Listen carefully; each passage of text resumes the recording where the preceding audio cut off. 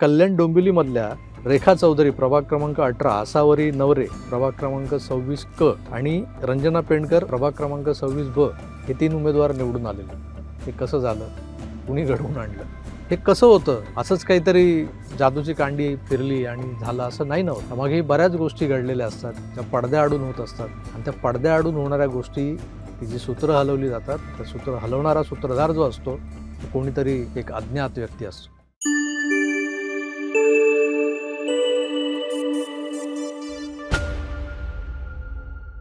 व्हिडिओचं शीर्षक वाचलंच असेल. गेल्या 4-5 दिवसांपासून जी काही रणधुमाळी या महापालिका निवडणुकींच्या निमित्तानं सुरू आहे महाराष्ट्रभरात. जवळपास काही ठिकाणी 7-8 वर्षांनी, काही ठिकाणी 10 वर्षांनी आणि तसं पाहायला गेलं तर 2017 नंतर म्हणजे मुंबईतलाच विचार केला तर 8 वर्षांनंतर आणि हे वर्ष सरल्यानंतर आपण जर विचार करतोय तर 9वं वर्ष सुरू झाल्यानंतर महानगरपालिकांच्या निवडणुका होत आहेत. 2 निवडणुकांमधला जो काही अंतराळ असतो तो 5 वर्षांचा असतो आणि बऱ्याच ठिकाणी हा जो काही अंतराल आहे तो दुप्पट झालेला आहे. 10-10 वर्ष लोकांनी वाट पाहिली आहे. त्यांना त्यांचा हक्काचा नगरसेवक मिळाला नव्हता. आणि अशा परिस्थितीत जेव्हा नगरसेवक पदाची निवडणूक लागली आहे आणि जी लागेल असं म्हटलं जात होतं, अखेर ती जाहीर झाली. मग त्याच्या तारखा आल्या, आचारसंहिता लागली आणि मग पुढचे सगळे सोपस्कार सुरू झाले. या सगळ्या रणधुमाळीत महाराष्ट्रातल्या एका प्रमुख राजकीय पक्षाचा म्हणजे भारतीय जनता पक्षाचा जो प्रदेशाध्यक्ष आहे रवींद्र चव्हाण, हा माणूस खरं तर पडद्यामागचा सूत्रधार आहे आणि तो जे काही घडवत असतो आणि आपण व्यासपीठावर किंवा रंगमंचावर जे काही घडताना बघतो, त्या सगळ्या गोष्टींचा जो काही कळसूत्री भावल्या चालवणारा सूत्रधार आहे, तो कुठेतरी विंगेआड दडलेला असतो, पडद्याआड असतो आणि तो तिथून त्याच्या हाताला बांधलेल्या दोऱ्या वर-खाली करत त्या रंगमंचावरच्या भावल्यांना नाचवत असतो. हे जेव्हा तुमच्या लक्षात येतं, तेव्हा तुम्हाला खात्री पटते, की खरा राजकारणी त्याला चाणक्य, चाणाक्ष, मुत्सद्दी अशी नावं, अशी विशेषणं लावली जातात. तो राजकारणी दुसरा-तिसरा कोणी नाही तर रवींद्र चव्हाण आहे. हा माणूस जेव्हा लाईमलाईटमध्ये राहायचं, तेव्हा लाईमलाईटमध्ये असतो. त्याच्यावर जेव्हा प्रकाशझोत पडला पाहिजे, त्याच वेळेला तो प्रकाशझोताच्या त्या स्रोताखाली येऊन उभा राहतो. जेव्हा त्याला गरज वाटते, की मला आता इथून गायब व्हायचं आहे, तेव्हा तो छूमंतर होतो. आणि छूमंतर झालेला रवींद्र चव्हाण पडद्यामागून काय-काय करतो, याची एक झलक म्हणजे मी फारसं विस्तृतपणे बोलणार नाही, पण याची झलक जर तुम्हाला बघायची झाली, तर नेमकं काय घडलंय पडद्यामागून ही सूत्र हलवणाऱ्या रवींद्र चव्हाणांनी नेमकं काय केलंय? मागच्या 5-6 दिवसापासून ते दिसत नव्हते, तर ते कुठे होते? ते काय करत होते? कल्याण डोंबिवली हा त्यांचा एक हळवा कोपरा मनाचा असं मानलं जातं. कारण तिथं त्यांना मित्रपक्षातल्याच खासदार डॉक्टर श्रीकांत शिंदेंशी लढायचंय, भिडायचंय हे आपण पाहतोय. भलेही या 2 पक्षांमध्ये युती असली, तरी त्यांच्यातून विस्तव जात नाही किंवा नेमकं काय चाललंय हे सगळे जाणून आहेत. तरीही वरून आलेल्या सूचनांमुळे म्हणा किंवा वरिष्ठांच्या बडग्यामुळं थोडंसं शांततेनं घ्यायचं, असं सगळं चाललेलं आहे. आणि त्याही परिस्थितीमध्ये हा माणूस कल्याण डोंबिवलीची जी निवडणूक लागली आहे, तिथे फॉर्म्स भरून झालेत, जागा वाटप झालंय आणि आता छाननी, अर्ज मागे घेणं, फायनल लिस्ट जाहीर होणं, या सगळ्या गोष्टी आता अशा काही तासांवर येऊन ठेपलेल्या असताना तुम्हाला एक बातमी वाचण्यात आली असेल. कालपासून आज तर वर्तमानपत्रात आले. 3 महानगरपालिकांमध्ये भाजपचे 6 उमेदवार बिनविरोध विजयी झाले आहेत. म्हणजे राज्यातल्या 3 महानगरपालिकांमधले भारतीय जनता पक्षाचे 6 उमेदवार बिनविरोध जिंकून आलेत, निवडून आलेत.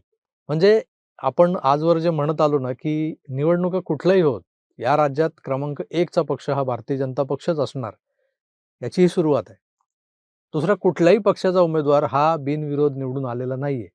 ही सुरुवात कोणी केली आहे तर भारतीय जनता पक्षानं. म्हणजे भारतीय जनता पक्षाचं या निवडणुकांमधलं खातं उघडलं गेलेलं आहे. हे कसं होतं?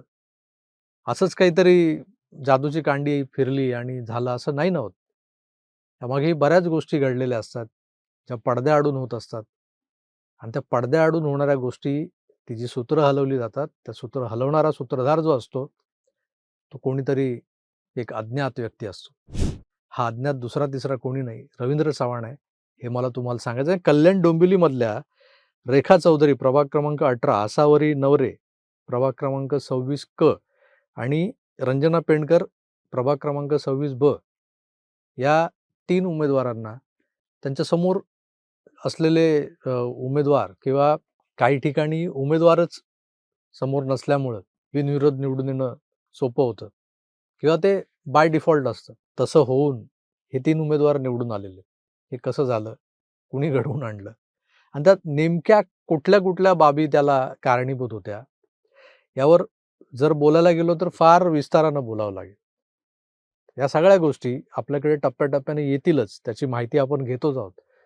पण जो प्रश्न अनेकांना पडला होता ना, मला कित्येक जणांनी प्रश्न विचारला होता, की इकडे सगळं वातावरण जे सुरू आहे, ही जी काही रणधुमाळी ज्याला म्हणतो आपण, सगळीकडे धावपळ चालू आहे.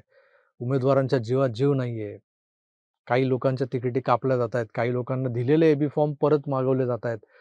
वसई विरारमध्ये तर 4चा प्रभाग आहे. तिथले 4 भाजपच्या पॅनलमधल्या एका उमेदवाराला ऐनवेळी सांगितलं गेलं होतं, की तुझा एबी फॉर्म जो दिलाय तो मागे घे. आता नव्याने एकाला कोणाला तरी आम्ही एबी फॉर्म दिलाय. मग तोही एबी फॉर्म घेऊन फॉर्म भरून आला. पेढे वगैरे वाटून झाले. पण नेमकं असं काहीतरी घडलं नंतर, की या पेढे वाटणाऱ्याला ते पेढे परत गोळा करत फिरावं लागलं संध्याकाळी. तुमको पेढा दिया था वापस दे दो. अशी परिस्थिती आली. हे सगळं राजकारणामागचं राजकारण जे घडतंय ना, त्यामागे कोणीतरी असतो आणि त्याशिवाय होत नसतं. याचा प्रत्यय आपल्याला वारंवार येत असतो. आता ज्यांना या सगळ्या गोष्टी मॅग्निफाइंग लेन्स खालून बघण्याची सवय झाली आहे, विश्लेषण करायची सवय झाली आहे, चिरफाड करायची सवय झाली आहे, त्यांना या सगळ्या गोष्टी स्वच्छ सूर्यप्रकाशासारख्या क्लिअर होत जातात. आणि त्यांना दिसतो पडद्यामागचा सूत्रधार नेमका कोण आहे. हे जे काही लोक निवडून आलेत, बिनविरोध आलेत, खातं खोललंय भाजपचं. हे काही असंच झालेलं नाहीये आणि ज्याला म्हणतो ना आपण की योगायोग म्हणा, तर योगायोग नाहीये. सदा सर्वदा योग तुझा घडावा आणि हा योग घडवून आणण्यामागे कोणीतरी एक जो बंदा असतो, तो पडद्यामागे असतो आणि तो यावेळेला कोण होता, हेच मला तुम्हाला सांगायचं होतं. बऱ्याचदा त्या व्यक्तीचं नाव घेऊन झालेलं आहे. त्यामुळे तुम्हाला आता पडद्यामागचा खरा सूत्रधार कोण, हेही कळलं असेल आणि ज्याच्या नावाने शंखनाद सुरू होता, "अरे, हे सगळं होतंय, इकडे भाजपच्या लोकांमध्ये नाराजी दिसतेय, तिकडे तिकीट वाटपावरून गोंधळ झालाय, मग अनेकांना अडवलं जातंय, गाड्या फोडल्या जातायत, कुणाला डांबून ठेवलं जातंय, प्रचंड नाराजी पसरलेली आहे, कार्यकर्ता अस्वस्थ झालाय." मग प्रदेशाध्यक्ष कुठे आहेत?